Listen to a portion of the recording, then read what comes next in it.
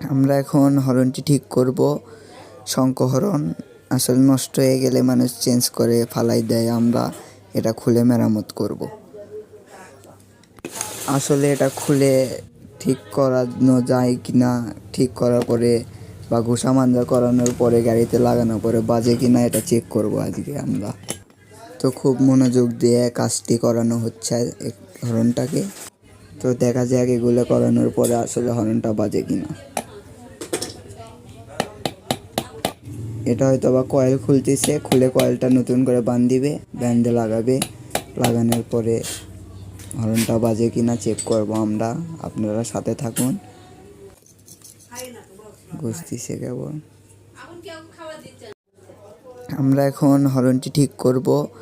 শঙ্খ horn আসলে নষ্ট হয়ে গেলে মানুষ চেঞ্জ করে ফালাই দেয়, আমরা এটা খুলে মেরামত করব।